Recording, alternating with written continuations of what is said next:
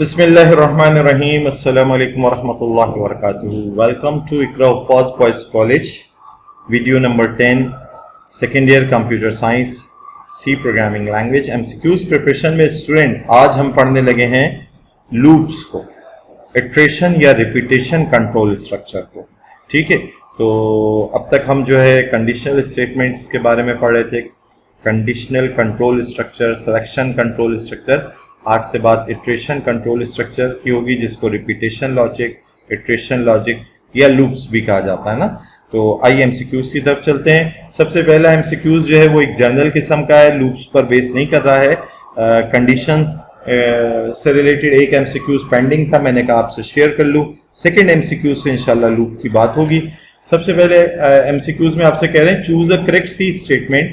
ए B C D चार आपको option है, इनमें से करेक्ट क्या है. कह रहे हैं नेस्टिंग ऑफ यानी क्वेश्चन मार्क और कॉलन यानी conditional operator is possible. Yes possible है.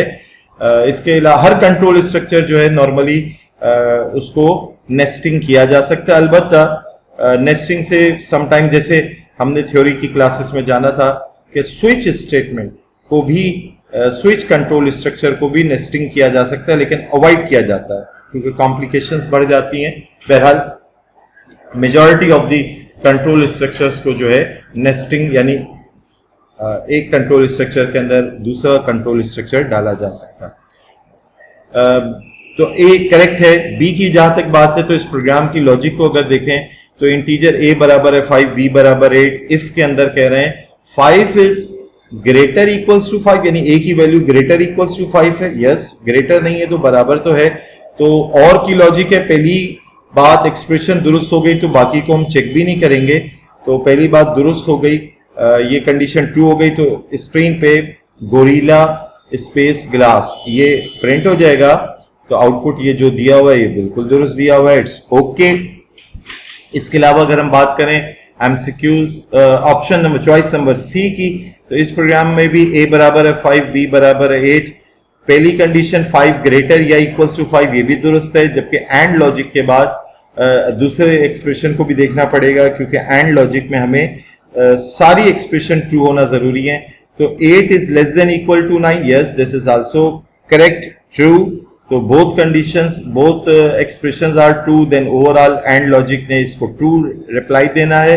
इफ वाली बात ट्रू हो गई तो गोरिल्ला ग्लास इसमें भी डिस्प्ले होगा, यही आउटपुट वो बता रहे हैं. Option C is also correct. So all the above is the correct reply over here. Now MCQs number 2 की तरफ बढ़ते हैं. एमसीक्यूज नंबर 2 में कह रहे हैं choose a right C statement. तो कह रहे हैं लूप्स या रिपीटेशन ब्लॉक जो है वो एग्जीक्यूट करता है a group of statements repeatedly. ये बात दुरुस्त है. Loop is usually executed as long as condition is met. ये बात भी दुरुस्त है कि जब तक कंडीशन एक पर्टिकुलर मीट नहीं करती तब तक जो है वो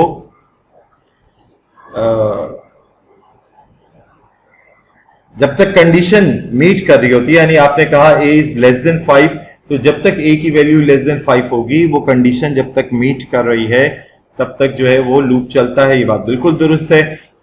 ऑप्शन नंबर सी में कह रहे हैं loops usually take advantage of loop counter. तो जी आमतौर पे लूप्स जो हैं ये काउंटर वेरिएबल का इस्तेमाल कर रहे होते हैं, उससे फायदा उठा रहे होते हैं. तो ये बात भी बिल्कुल दुरुस्त है. तो इधर all the above is the correct reply. Now MCQs number 3 में कह रहे हैं loop in C language are implemented using while block, for block, do while block. तो यस यही 3 टाइप्स ऑफ लूप जो है सी लैंग्वेज में इंप्लीमेंट किए जा रहे होते हैं. तो here option number D is also all of the above is correct. Now MCQs number 4 में कह रहे हैं which loop is faster in C language. क्या फॉर लूप फास्टर होता है या व्हाइल होता है या डू व्हाइल. तो स्टूडेंट नोटिस में ले लीजिए, इस बात को रिकॉर्ड में रखिए कि फॉर व्हाइल और डू व्हाइल सबकी स्पीड एक जैसी है.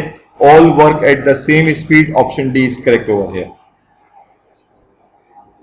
नाउ एमसीक्यूज नंबर 5 में कह रहे हैं choose correct C while loop syntax. While loop का आपने थ्योरी क्लास में जाना था कि हम व्हाइल लिखते हैं, ब्रैकेट में कंडीशन होती है, उस कंडीशन के बाद कोई सेमीकोलन नहीं होता है, फिर बॉडी ऑफ द लूप होती है. ठीक है, स्टेटमेंट्स उसके अंदर होती हैं जिसके अंदर अगर वेरिएबल काउंटर वेरिएबल का आपने इस्तेमाल किया तो इंक्रीमेंट वाली बात या डिक्रीमेंट वाली बात भी होती है। खैर, तो यहां पर अगर आप देखें जो बेस्ट फिट आ रहा है वो ए ऑप्शन बेस्ट फिट आ रहा है, क्योंकि बी में क्या मसला है, उन्होंने वाइल बाद में लिख दिया जो कि डू वाइल की तरतीब होती है, वो इधर करेक्ट नहीं है। सी के अंदर जो है वाइल की कंडीशन के बाद सेमीकोलन लगा दिया, this is also not correct. और डी के अंदर जो है उन्होंने क्या मिस्टेक की, वाइल के अंदर कंडीशन लिखी नहीं, ब्रैकेट के अंदर इफ के अंदर कंडीशन लिखी हुई है, this is also not correct. So here option number A is best fit. ठीक है, नाउ एमसीक्यूज नंबर 6 की तरफ चलते हैं। एमसीक्यूज नंबर 6 कह रहा है choose a correct C for loop syntax. तो फॉर लूप की थ्योरी के कॉन्सेप्ट को अगर आप रिकॉल करें तो फॉर लिखते हैं, फॉर के अंदर जो आप पैरामीटर पास करते हैं उसके अंदर 3 हिस्से हैं, तीनों को सेमीकोलन से सेपरेट किया जाता है। इनिशियलाइजेशन होती है, सेमीकोलन, फिर कंडीशन होती है, फिर सेमीकोलन एंड देन इंक्रीमेंट या डिक्रीमेंट ऑपरेशन होता है, और बॉडी के अंदर जो है स्टेटमेंट्स होती हैं पैरेंथेसिस के अंदर। तो ऑप्शन ए बज़ाहिर करेक्ट लग रहा है। बहरहाल बी को देखते हैं, तो बी में कह रहे हैं फॉर डिक्लेरेशन, डिक्लेरेशन नहीं इनिशियलाइजेशन रिक्वायर्ड है, तो इसको तो हम अवॉइड करेंगे, बी इज नॉट करेक्ट। सी के अंदर भी डिक्लेरेशन कह रहे हैं, इंक्रीमेंट ऑपरेशन दरमियान में लिख रहे हैं, इंक्रीमेंट दरमियान में नहीं होता। डी के अंदर कह रहे हैं इनिशियलाइजेशन, बात दुरुस्त है। कंडीशन, ये बात भी दुरुस्त है कि कंडीशन आती है, और फिर इंक्रीमेंट ऑपरेशन, इंक्रीमेंट ऑपरेशन के बाद इधर सेमीकोलन लगाने की जरूरत नहीं होती, तो ये एक मिस्टेक डी में है। तो option A is correct over here. ठीक है, दिस इज करेक्ट। ये इसकी एक्सप्लेनेशन भी आ गई कि पहले इंक्रीमेंट या डिक्रीमेंट होता है, या बल्कि इंक्रीमेंट और डिक्रीमेंट की बात करें तो वो थर्ड प्लेस है, तो दरमियान में कहीं नहीं होती है। तो एक जगह हमें ऑप्शन सी में दरमियान में नजर आ रही थी, और बी के अंदर मिस्टेक हमने क्या ढूंढी थी जी बताइए, डिक्लेरेशन थी। Declaration is not required over here, और अगर डिक्लेरेशन आप इधर कर रहे हैं तो इनिशियलाइजेशन एक्चुअली इधर होनी चाहिए, या इनिशियलाइजेशन भी रिक्वायर्ड है। हाँ, अगर आपने डिक्लेरेशन और इनिशियलाइजेशन लूप से पहले कर दी है तो वो भी इट्स ओके फिर, लेकिन आप जगह उसकी इधर खाली छोड़ेंगे तो बहुत बेटर वे में इधर नहीं लिखा हुआ, या तो ये बताएं वो कि भाई डिक्लेरेशन और इनिशियलाइजेशन हम लूप से पहले कर रहे हैं, फिर तो ये भी ठीक होगा। अदरवाइज सिर्फ डिक्लेरेशन इधर लिखना मतलब वो कहना चाह रहे हैं कि इनिशियलाइजेशन को अवॉइड किया जा सकता है, ये बेटर नहीं है। तो ऑप्शन नंबर डी में आपने देखा कि एक सेमीकोलन इजाफी लगा हुआ था। नाउ एमसीक्यूज नंबर 7 में कह रहे हैं student choose a correct C do while syntax. Do while में आप जानते हो हमें डू लिखना है, फिर बॉडी ऑफ द लूप आना है, फिर वाइल आना है, कंडीशन आनी है, सेमीकोलन आना है। तो ऑप्शन ए में तो डू वाइल का कीवर्ड लिख दिया, दिस इज नॉट करेक्ट। और ऑप्शन नंबर वी में डू वाइल और condition, this is also not correct. Option number C में डू बॉडी आई वाइल फिर कंडीशन, लेकिन सेमीकोलन नहीं लगाया है, टर्मिनेटिंग कंडीशन के बाद सेमीकोलन होना चाहिए, इसमें वो नहीं लगाया है, this is not correct. Option number D में डू देन बॉडी वाइल फिर कंडीशन फिर semicolon, this is the best fit choice over here. Option D is correct. ठीक है, और ये इसकी एक्सप्लेनेशन आ गई कि सेमीकोलन आफ्टर वाइल जो है वो मस्ट है।